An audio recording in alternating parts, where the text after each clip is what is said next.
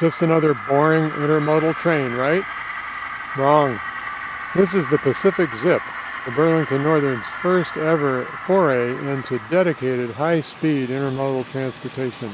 Today we're going to take a tour of how this train runs on the Burlington Northern Model Railroad in my basement and how we simulate the real operations of this train using a crew called Crew 6, seen here with a switcher, to terminate this train after it arrived from Chicago on a schedule that was even faster than the passenger trains of the day.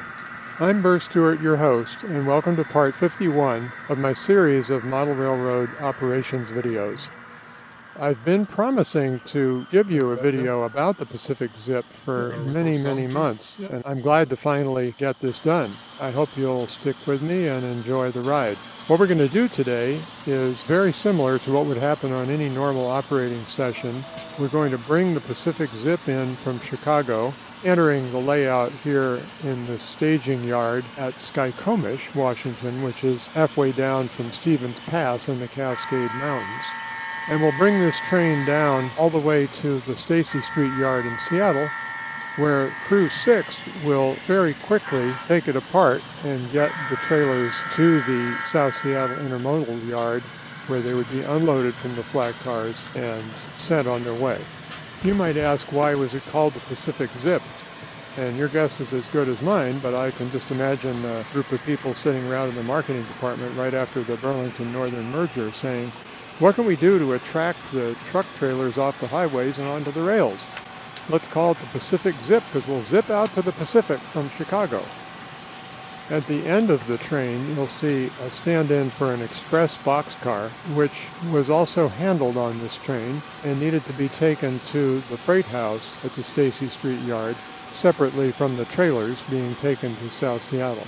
As soon as they had the train put away, they would build the return train with all the outbound trailers and the express boxcars headed from Seattle back to Chicago. We'll do all that at the end of this video, so this will be a complete illustration of how you can re-envision the Pacific Zip on a layout set in the 1970s. The train has traversed the Index Loop and is now headed down towards my version of the Nason Creek Trestle, which on the prototype is actually on the east side of the Cascade Pass, but we're going to forget about that. Model railroads have a lot of compromises, as you know. So do model railroad videos, but in this video I really wanted to show you that I could get serious and talk about a specific train and how we operate it, and not just do random rail fanning like we seem to have been doing a lot of recently. Here the train is running along the peninsula, past some rock walls, and it's about to head across the steel trestle there. You can see it in the distance. Pay no attention to that diesel that went by on the lower level from a different era. I think I've mentioned this channel is about reality model railroading, so there are things you might notice, like the pink foam, which is under construction scenery as we extend the narrow gauge.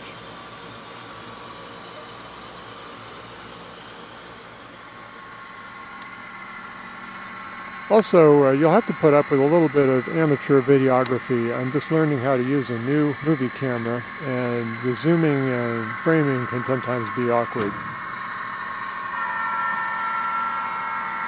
Now our train is coming around towards the Delta Yard in Everett, Washington, where it has no work, so it will continue right on through to Seattle, like any good express train.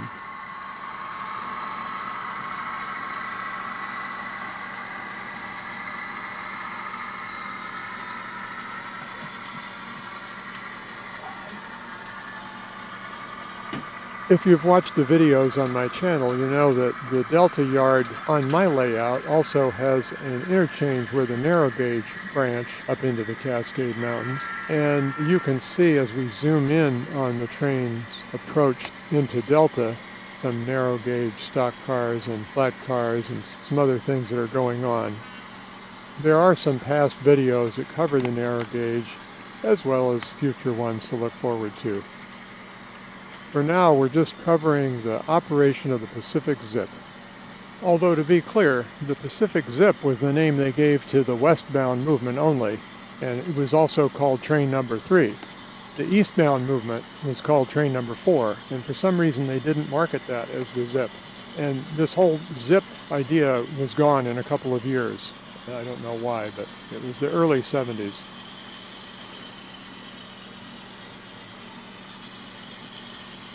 Oops, so much for the automatic focus. Here we see the Pacific Zip coming along the Puget Sound shoreline on its way between Everett towards Seattle. And it's going by the Car Creek Park area and the Golden Gardens Park area. These are both public parks in Seattle where you can watch trains very easily.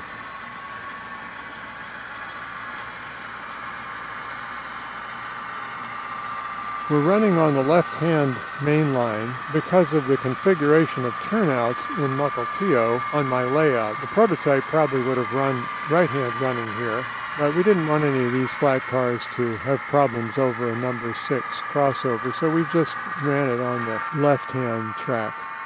One of a number of mistakes that we made in this operation, which I'll be pointing out as I see them. Another one was I tripped over a tripod, which you can hear in the background.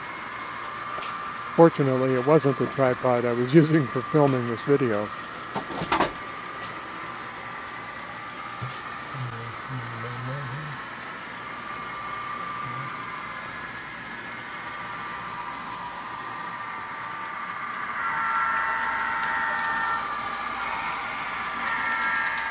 Now the train is passing underneath the Emerson Street crossing in Seattle and running through the Interbay yard, also known as the Balmer Yard during the 1970s.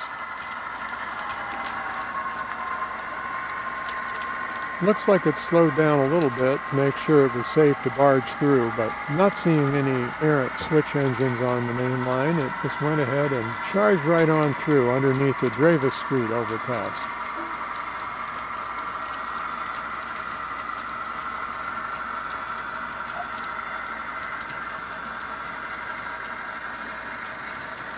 I have a lot of work to do on this train. These trailers, some of them are probably 20 years old during the era I'm modeling here, so I should have them weathered. But I haven't gotten around to weathering them yet. Also, that boxcar, the express boxcar in the end, is a stand-in for what should be a real express boxcar, and I'll show you an example of that in a few minutes. Now we have the best scene, in my opinion, on this whole video, the train coming towards us at all the grade crossings in downtown Seattle, starting with Broad Street and ending up with Bell Street. Beautiful locomotives. These are an SD-45 built by Scale Trains and a F-45 from Athearn Genesis.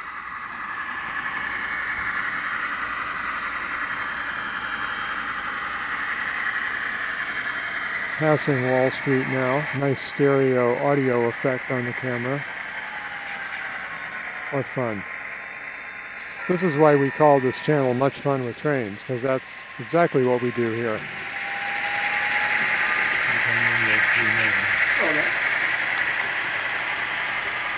Now you have a box in a box so you can see the train going through downtown Seattle while it's entering what's called the North Portal. If you're not familiar with Seattle, there's a long tunnel underneath downtown Seattle where the trains come from the north and east, and they go towards the south, where there is a second major yard called the Stacy St yard, which we're about to enter here, after we get through the tunnel.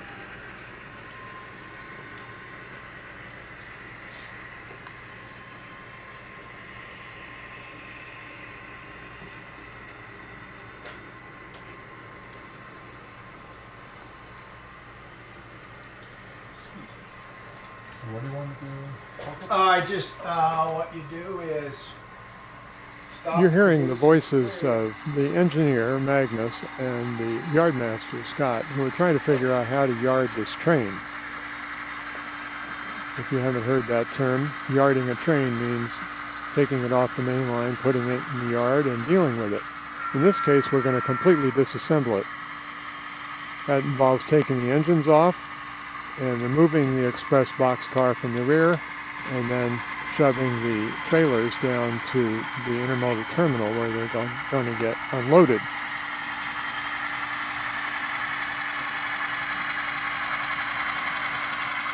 You can see a switch engine in its legacy Great Northern paint waiting on the yard throat there and housing the crew called Crew 6 that would take this train apart. And they're all set because this is a very high priority train and they need to be right there waiting to take the caboose off and the boxcar at the back.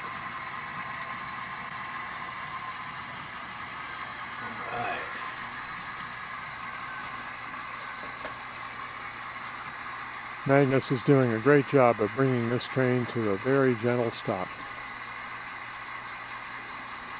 Well, that was a nice stop. Mm-hmm. Take 20 pounds off the top, tie handbrake. Now this is a moment I want to digress and show you what that boxcar should look like. I staged this shot later. This is a brass express boxcar, which I used to use in this model train, but it caused problems, as many brass engines do. You'll notice the fancy trucks underneath this boxcar for high-speed travel. They had roller bearings, which were modern at the time. So I use a different car as a stand-in for that car to not have derailment problems. I seem to be distracted by this other train going by. Let's get back to the subject. The subject is the Pacific Zip, as you know. Now Crew 6 is pulling the switch engine out and they're going to take the caboose off and put that boxcar over on the freight house lead. Now the freight house is against the backdrop to the right there with the yellow painted reefers. That's all the room I have for the freight house on this layout. But to get from where this switcher is right now over to that involves several complicated crossover moves. So I'm not going to make you sit through all of that. I'll just show you some segments from it and maybe speed up the video a little bit. But you get the idea. He's got to uncouple the boxcar at the end and run that over to the backdrop. As I mentioned earlier, there's a number of mistakes in this video, and I'm just going to go ahead and mention them. Model railroading is a continuous learning exercise where you keep learning the best way to do things, but having fun all the while. So my first question here is, shouldn't we have taken the caboose off first before we moved the boxcar? And the answer is probably yes, because there was probably a conductor in that caboose and they needed to be handled gingerly. But in any event, we seem to be stalled here because we weren't thinking about which main line to use for returning the locomotives to the engine terminal. And there was a misunderstanding about which track the engines would be on. But at this point, they decided to switch the engines over to the second main, which then allowed the switch engine to continue its switchback moves. Don't worry if you're not following all this. I'm just trying to narrate the action. If you want to just enjoy this great video scene, you can tune out my voice. But I really like that. Two parallel moves at the same time and adjacent tracks. So let's follow those engines as they go back to the engine terminal while the switcher is doing the switchback.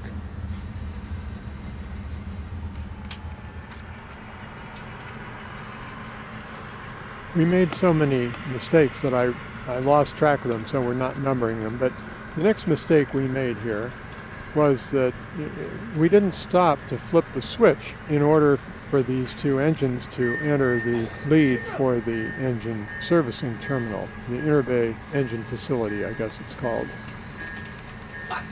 And then he flipped the switch back, which shorted out the two locomotives, so then we had to recover that mistake as well.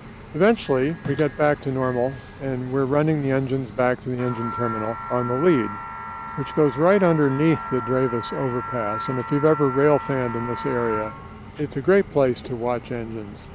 They go right underneath the overpass on their way to the servicing area.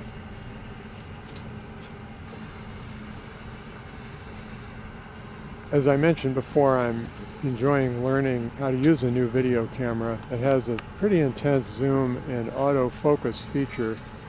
So I'm going to try seeing if I can focus in between those two support columns and stay with this locomotive from a very far distance. Just bear with me for a second while I play with the camera. And pay no attention to the fact that those posts are just pieces of ceiling tile. One of these days we'll get around to modeling those foundations. But how about that locomotive pilot just disappearing into the distance there, still in focus? Outstanding. We'll keep working on this kind of thing in future videos.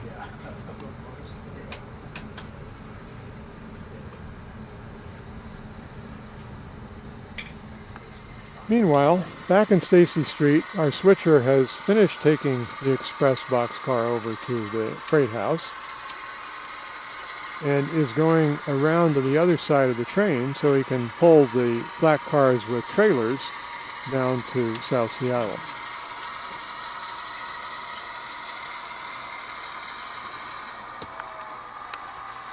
He's gotten down to the end of the yard. He's going to go back in on the correct track and pick up those cars.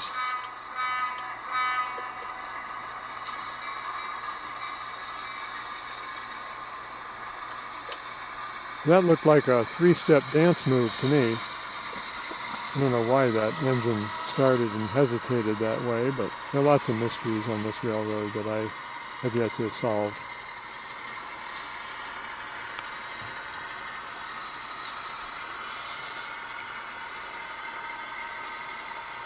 You'll notice the switch crew is going by a few extra crew members waiting on an old tie. That was an actual feature of the Stacy Street yard that Ray Wheeler told me about. You can also see the ore jennies that are left over from the last run of the plutonium train. Never mind that. Hey. Here we go. So the new engine coming in. Engine's coming? Or do you want it?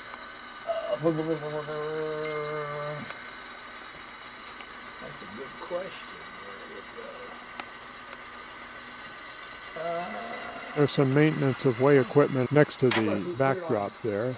We'll run those someday too. That's a fun operation. You have to take that train all the way up to Burlington where they're doing some track work. Stop, yeah, you come on main one and stop right here so I have clearance to get the switch in when I pull it back towards it. You can hear Scott and Magnus debating how to handle this move. Setting out these cars is going to be a facing point move, which means they'll have to run around these cars before you can shove them in. But it's an important priority train, so we'll get it done somehow.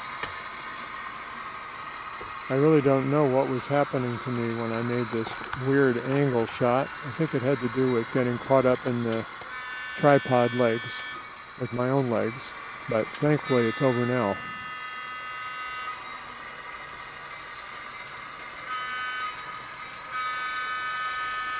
Scott, the engineer, is doing a great job of protecting that grade crossing with his bell and horn. As you can see here, we're pulling these cars down towards South Seattle. The yard behind the train is the Argo yard, and those engines in front are the engine track that serves the Stacy yard. There's a couple of road engines that really don't belong there, but we'll just say that's another mistake of this video. I didn't really mind seeing them though. I really like looking at locomotives. Do you? Is that why we have this channel to look at? I guess so. So now he's uncoupled that switch engine so he can do a runaround move. But before he does a runaround move, he realized he has to reposition the outbound cars that are in that single track intermodal facility there. And you can just see them in the upper right-hand corner of the shot next to the trucks. He's got to pull those cars out so he can shove the new cars in. Now, that's probably a mistake because it seems to me they would have pulled. This is a very expedited train, so they should have pulled these cars out before the arrival of the Pacific Zip. I think so. If there's a we shouldn't be doing this when we're just bringing the Pacific Zip cars in. You see what I mean? I'll call this a mistake. I was in charge, by the way, so I'm not blaming anyone else. Just keep going. Can't clog both main lines. But I think I'm going to go back and revisit the train instructions for Crew 6 and make sure it's clear that they need to pull these cars out first before the arrival of the Zip. So as soon as they hear that the Zip is coming, they need this job to have gotten done.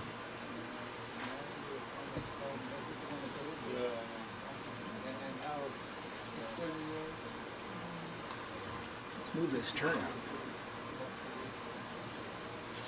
Just put it behind you. You've been looking for it? Looks like there was some detritus there that you needed to get rid of. Sharp turns for these long cars. That's a great word, detritus. I use it every chance I can, just to sound pompous.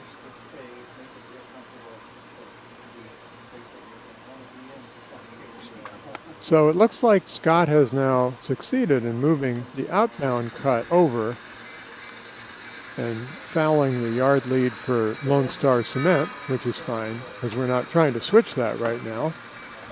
Of course, if this was a real operating session, that would have created some other problems, but we won't worry about that. Oh, I thought I already did. So now he can run around the cut.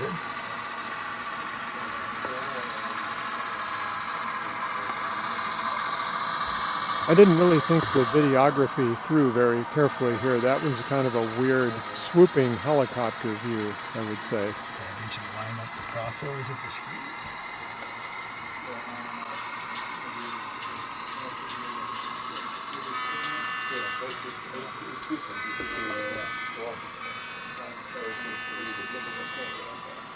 Scott is actually a retired locomotive engineer, so he does a really nice job of blowing the horn at the right moment That's it. and having the bell on or off.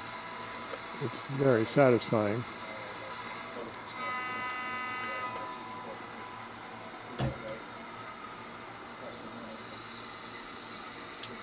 Well, as you saw, we lined the switches so that he could run around and get on the back side of this cut.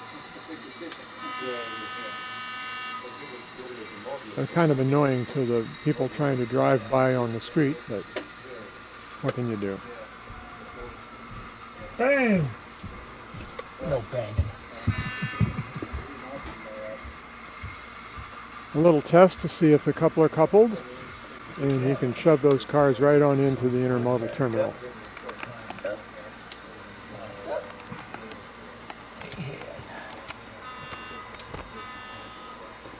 I don't know where the cards are for the inbound.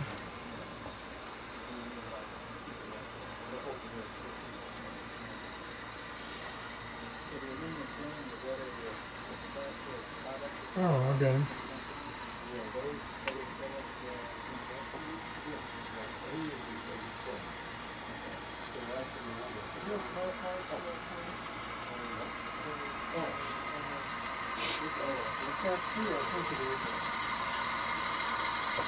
This is about as many intermodal flat cars as I have room for on this track in the South Seattle Intermodal Terminal.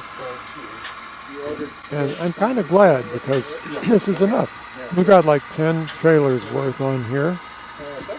And it's a model railroad. We don't have to model any more cars than this to get the idea. Furthermore, it's quite prototypical because in the early 70s, the Pacific Zip was an experiment. And they didn't have a lot of traffic in the early days. So they would sometimes run a train just like we have here today. With a couple of high horsepower locomotives and just a handful of trailers on flat cars.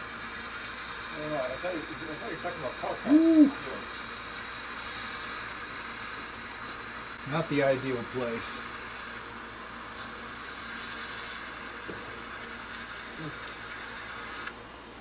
Just in time.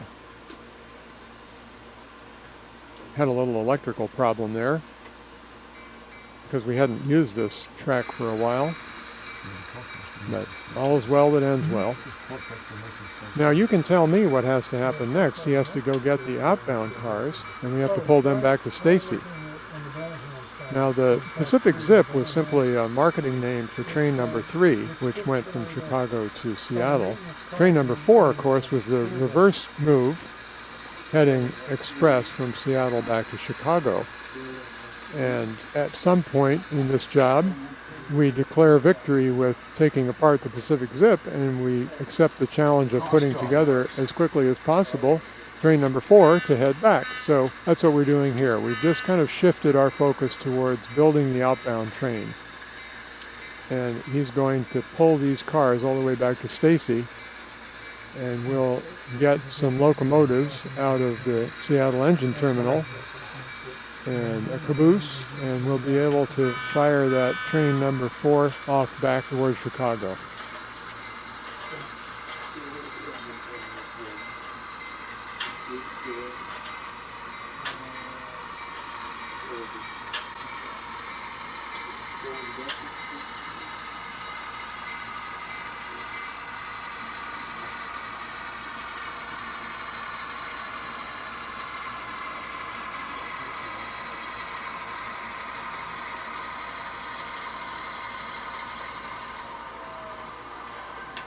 Gotta line the switch behind.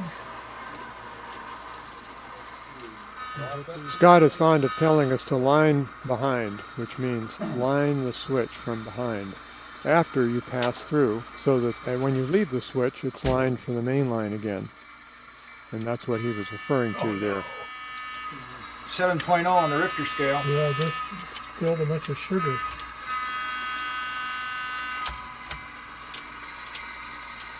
The CNH sugar plant has an emergency. Great. I banged my elbow into a hopper car on the spur for the CNH sugar plant, so that's what we were referring to there. Fortunately, it was off camera.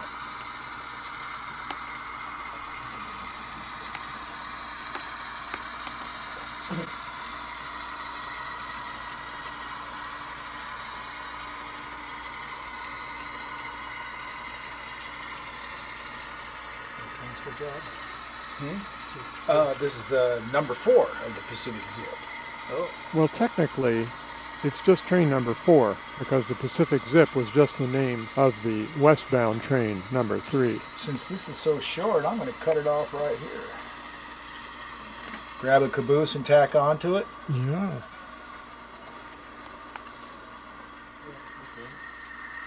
It looks like you're lined up. Scott was originally thinking that he could run around the cut on the right side of the yard, but then he realized that the locomotives needed a place to move in as well. So it turned out it was better to move forward into the main part of the yard. Stay on the lead. You don't even need to get in this tractor. Just to clear that freewheel so I can come around. Because I have to go get this car. So when you hear that sound, press your brake button. Oh, Ah, yes. The sound of hand brakes. So now the switch engine has run around the cut of trailers on flat cars. And you can see that the express box car is resting by those 2 yellow cars along the backdrop. That'll have to be pulled and put back on the train. And that's what he's doing right now. But like I said, I'll speed this up so you don't have to watch the whole thing real time.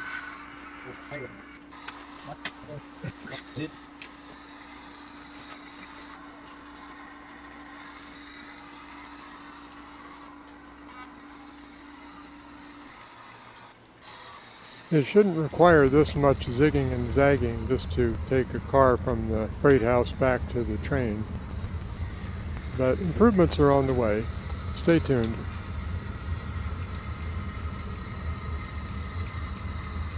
Well, there we go. We got our express boxcar on the train. Now, this is another mistake because I think that express boxcar was supposed to be on the rear of the train. But I haven't confirmed that yet with anyone who knows. So if you know whether the eastbound train would have had the express box on the front or the rear, please let me know in the comments below on this video. I'd love to hear from you. Now, as you can see, Magnus has brought in a brace of high horsepower diesels that are resting there on the ladder and ready to grab this cut as soon as he gets that switcher out of the way, which didn't take long. It's kind of fun having an expedited train where you really have to make things happen as quickly as humanly possible. All our mistakes notwithstanding.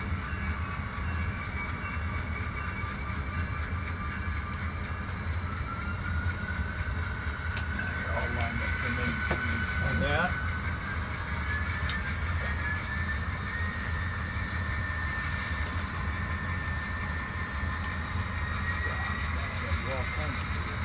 Magnus was kind of ahead of the game bringing the power in so early. I don't think Scott had put a caboose on the train yet, so he's racing over to the right with the switch engine to see if he can catch up.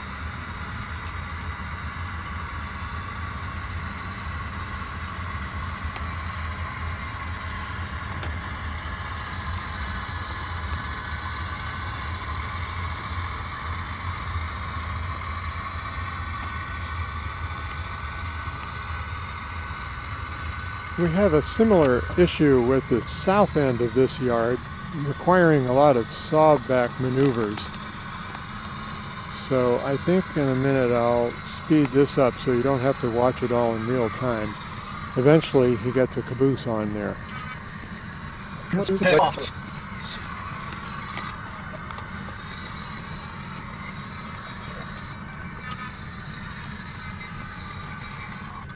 With minimal damage to scenery and structures.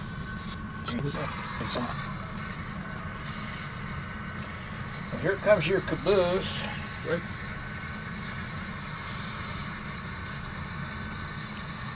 Should be all right.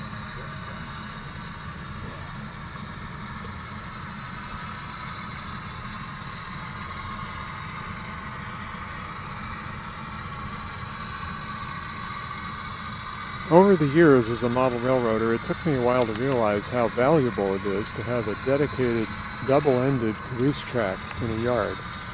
It's really fun to be able to go and grab a caboose and stick it on the end of a train.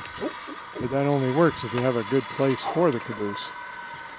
So at this point I've got double-ended caboose tracks in my two Seattle yards, and I'm working on installing a second switch so that my Everett Bayside yard will also have a double-ended caboose track.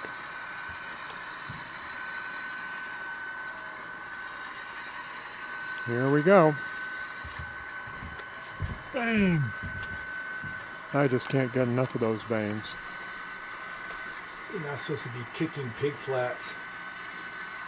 And one time, down in Fresno, crews switching them out, kicking cars, hit so hard that the doors in the back sprung open, and out came cases of Bartles and James. Well, that's pretty cool. Our train is now made up. Got the engines on it, and without any further ado, they are cranking it up and leaving town. Of course, if this had been a real operating session, they would have needed to get clearance from the dispatcher, who would have been very glad to give it to them because this is such a high priority movement.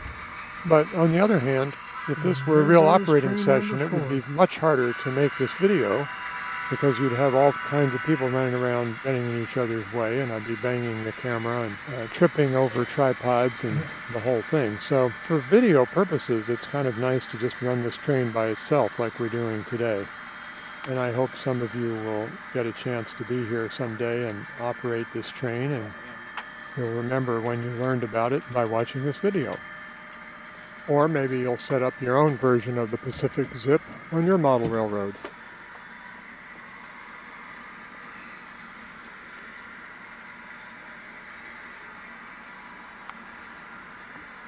Oops, maybe by that time I'll improve my videography skills.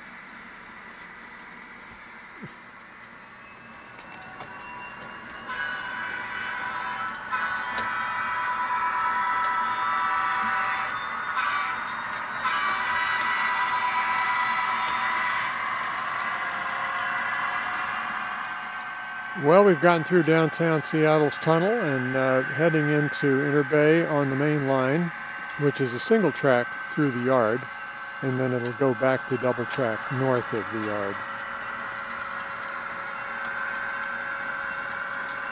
Those 4 cars in the foreground are just giving you a hint that this is the auto export and import facility at Pier 90 and 91. It's kind of handy for the purposes of this video that we don't have any cars blocking the view at the moment. Those big auto rack cars are quite a barrier.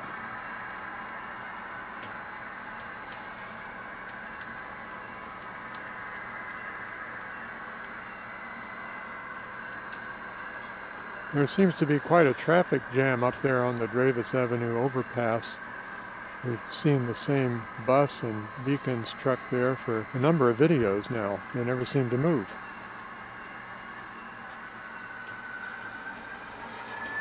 There's that caboose track I was crowing about in the previous part of the video. This is the one in Interbay Yard.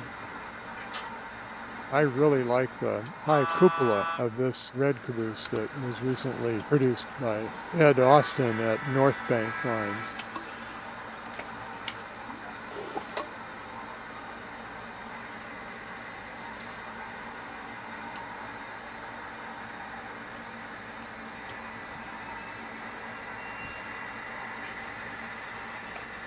Yeah, those shiny trailers really need to be weathered, don't they?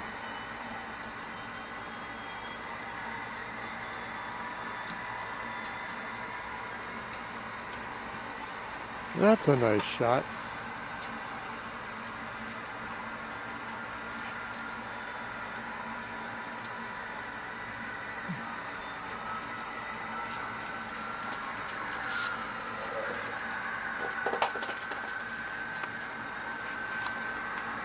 But don't ask me why that locomotive doesn't seem to have the headlight or the rotating beacon on.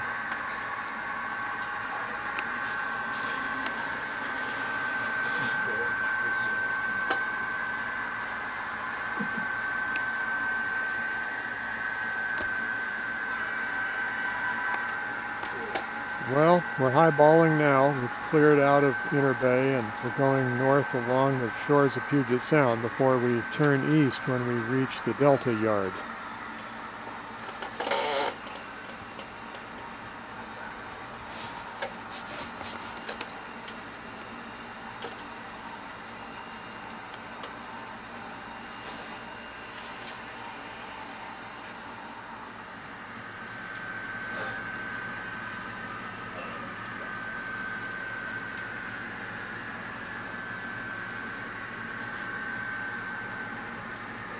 And now taking the High Line up into the Delta Yard.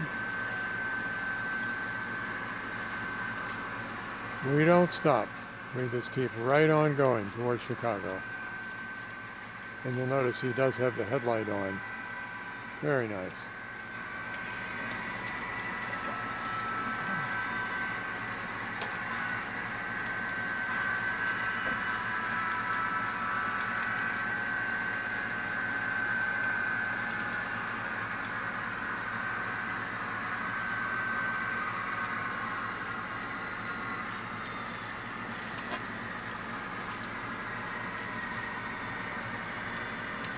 This is 2 stock scale trains SD40-2s with a Bowser Alco C636 in between.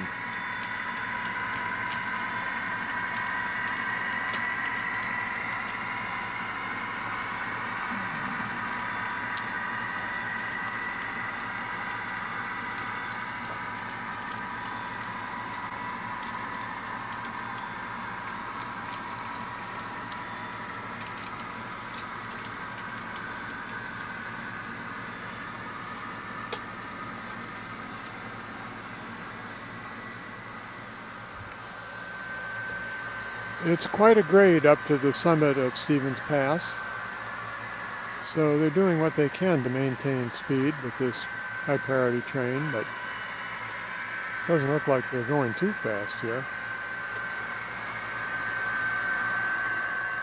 Pay no attention to that pink foam. We've got a little construction project underway in the foreground.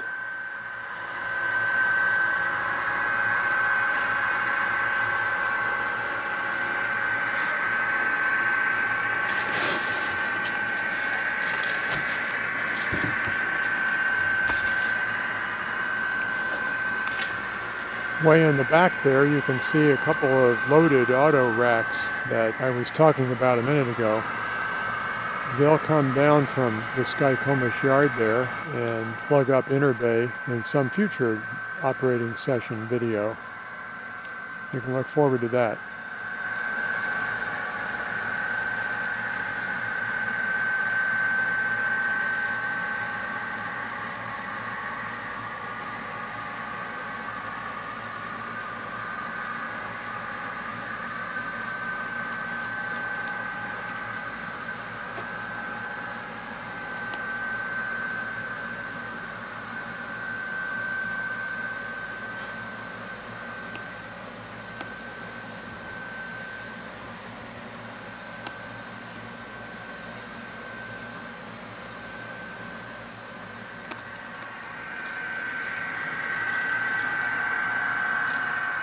And finally, after rounding the index loop, our train arrives in the yard at Skykomish. It takes its place in between a couple of other trains that are inbound from Chicago as it heads outbound toward Chicago.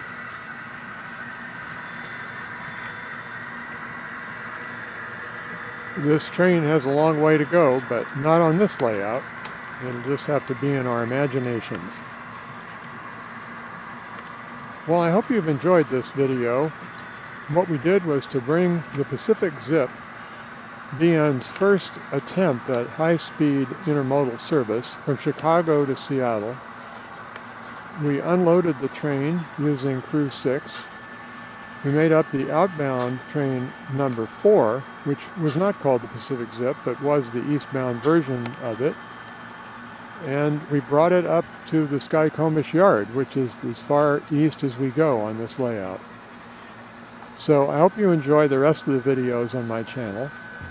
And for now, this is Burr Stewart wishing you much fun with trains.